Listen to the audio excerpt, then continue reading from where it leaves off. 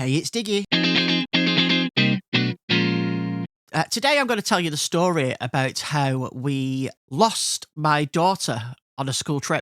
And it is kind of as harrowing as it sounds. She did actually go missing. She was gone for about an hour and a half, creeping up to 2 hours. And it was a difficult time because there was a point where I genuinely thought something had happened to her. Now, obviously, I'm recording this, so she turned up. It was fine. It all turned out to be absolutely fine. But let's go back to the beginning. So she's gone on a school trip, and this school trip is one of those, we used to call it PGL when I was a kid.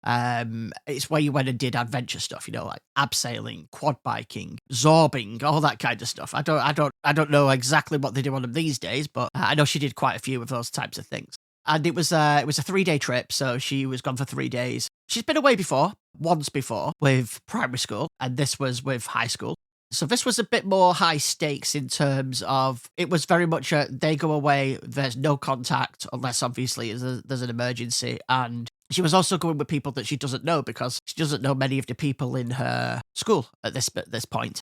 So she went on this trip. The trip was fine. When it came to coming back from the trip, so we told her, one of the things was they weren't allowed to take their phones with them. So that meant we didn't have a way of tracking her with her phone. Not that we track her, but you know what I mean. We didn't have a way of finding out where she is when she came back. And she didn't have her keys with her because she was worried about losing them. And obviously, we were going to pick her up from the trip. It was my day off anyway. My wife had got out of work early. We were both looking forward to seeing her when she comes back from said trip. So I arrive early because, well, it's terrible parking around the school. So I wanted to make sure I got close enough to get a parking space. And all of the places where you would ordinarily park have been cordoned off for the 2 coaches that are coming back. So we're not allowed to park in those places. So that made it even worse. And it was school letting out time as well. They didn't even think of planning it so that they'd be coming out at a different time, because that would be too sensible, wouldn't it?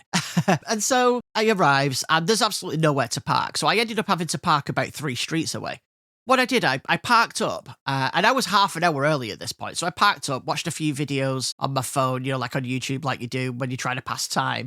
And then we got a message from school saying, we're running a little bit late. We're probably going to arrive at about 3:15. And we were expecting them at 3. Not a problem, right? That's okay. It's not a problem at all. They come out of school at 3:05. So if anything, that helped get rid of some of the others before the coaches arrived. So that actually might have been not a bad thing. And my wife was finishing work at 3. And I saw her walk down past the street where I was on, because I'm parked on a street that's quite near hers, where she works. So I rang her and I said, do me a favour, when you get there, have a quick look to see if there's any parking spaces. If there is, ring me and I'll come and park up over there. If there isn't, ring me anyway and I'll walk over so that I'm there when the coach arrives. And she said, yep, okay. 5 minutes pass. She should have been there at this point. It was like a minute's walk away. So 5 minutes passed and I'm like, where is she? So I rang her again and she said, hiya. I went, hi. I said, is there a parking space or not? She said, they're already here. So I was like, all right, okay, fine. I'll just walk then. I'd given up trying to find out if there was a parking space at this point. So I said, I'll just walk then. I'll meet you there in a minute because she's going to need help with a case and whatnot. So I jumps out the car, starts walking pretty fast because I wanted to be there as she was coming off the coach. I just assumed she meant the coaches were just pulling up. The way the school is, there's like a ginnel that runs between the school and the houses next to it that gets you between 2 main roads. I'm sort of parked on the first main road and they get off the coach on the second main road. And the second main road is the one that we would usually park on, which is technically the back of the school, but that's where everybody enters from the back.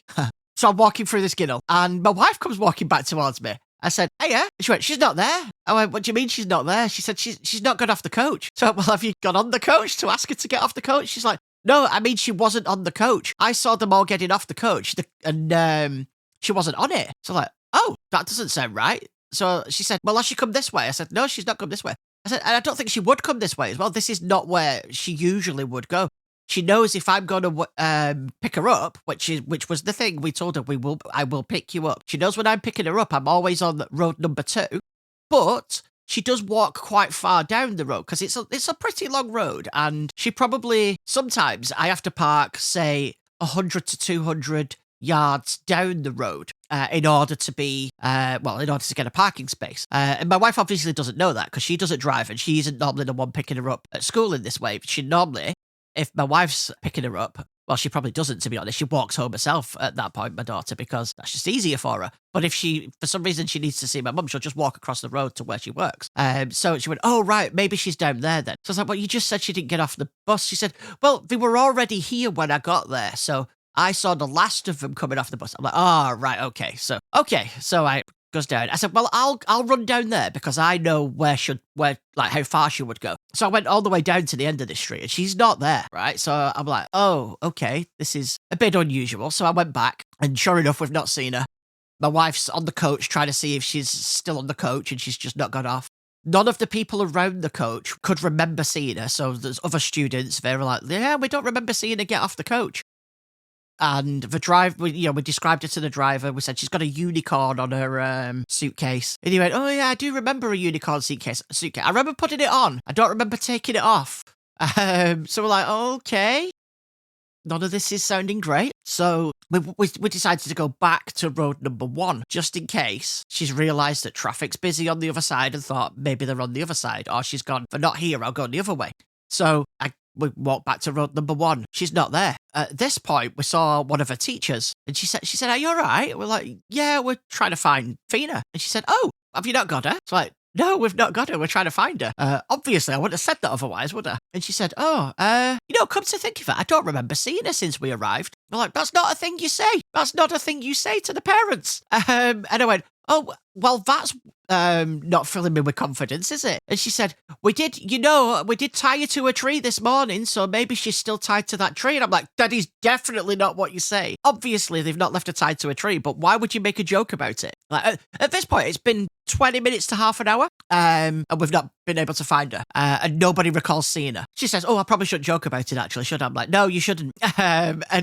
She's like, well, I'll go and see if she's in the school. So she disappears into school. In the meantime, all we can do is stand there and wait. We sort of, between us, kept going between road A and road B, road 1 and road 2, whatever I called them, to see if we could see her. And then eventually this teacher came out after being inside the school for like 20 minutes. And she said, no, she's definitely not in the school.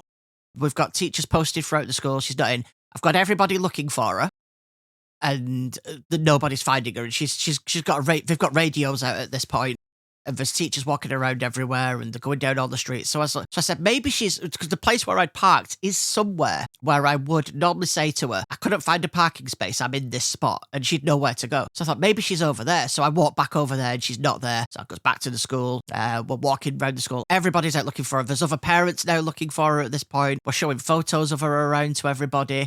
We obviously couldn't phone her because she didn't have a phone. We couldn't find her based on her little tracking tags she has on her keys because she didn't have her keys. She has one in her bag as well. We didn't have that because she didn't have a school bag with her. She only had a suitcase. By this point, it's been an hour and 10 minutes. And my wife said, well, maybe she's just gone home.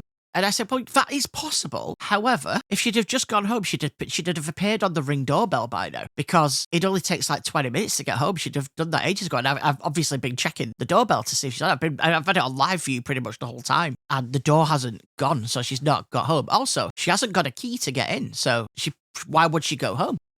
But then I'm thinking, well, maybe she would. Who knows? Like, you don't know what she's thinking or why she's done it. So we carries on looking. We're walking around everywhere, looking at the end of the roads. It gets to a point where I'm like, well, the only thing I can do at this point is go and try and maybe drive towards home the way she would walk and see if I can find her that way. Maybe she's just walked quite a long way. And I was panicking at this point, thinking, something's happened. Because there's been quite a few incidents recently in the area with kids on the way home from school. There's been a few people been attacked by other kids from a different school. And there's also been some guy apparently driving around in a van. I mean, I don't know how much of that is true, but they keep sending messages out about it saying, look out for this van, blah, blah, blah, that kind of stuff. So, you're thinking, what if at that point? And I was thinking, what if? My wife must have been thinking, what if? But I was trying to portray an outward approach of, nah, it'll be fine, don't worry, she's fine. At one point, I even said, you know what? Nothing bad could have happened to her because I pity anybody that tries to grab our Fina and take her because she gouged their eyes out. She's not a sit back and take it lying down kind of person. She would absolutely batter them. But it's easy to think that, isn't it? You don't know what really would happen in that sort of situation. Just saying, when she was in primary school, she had a bit of a reputation for being a hard nut. But she has calmed down since, so who knows? So, I'm like, I'm going to go get in the car and start driving around. Maybe for some crazy reason, she's decided to walk. She's not remembered the instruction right that we're picking her up and she's gone somewhere else. My wife went back to her work in case she'd gone there. She hadn't gone there. So I gets in the car. I'm driving along and I'm thinking, I don't know why I'm driving. I don't know where I'm going to drive because I don't actually know which way she walks. There's so many different ways she could go and she goes a different way depending on which friend she's with.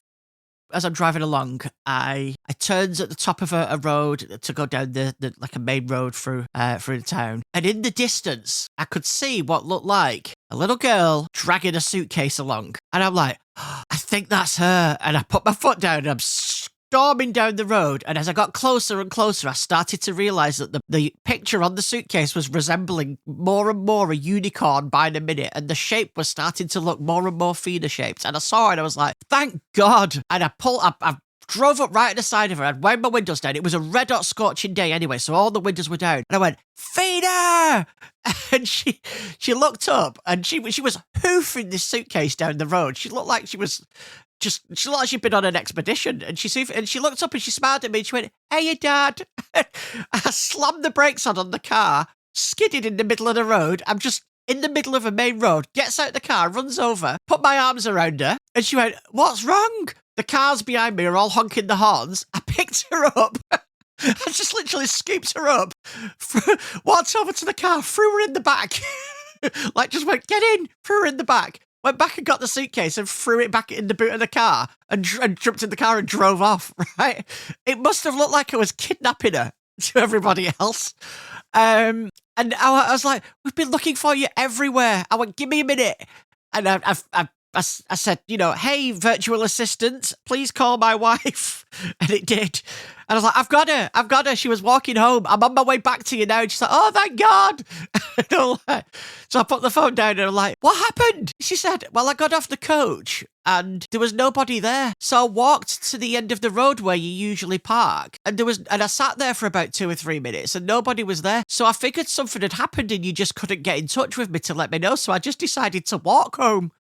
Like, oh my God, like, what? It's like, so it turns out after like we'd all calmed down and we're talking to her, she was the first one off the coach and she had a suitcase with her. She'd kept it with her on the coach instead of checking it in the under thing luggage. So she got off the coach first. She probably got off the coach, walked past the ginnel as my wife was walking out of the ginnel. And then she walked to the end of the road and she got to the point where usually is the sort of the furthest away I would be parked. She said, I sat on my suitcase there.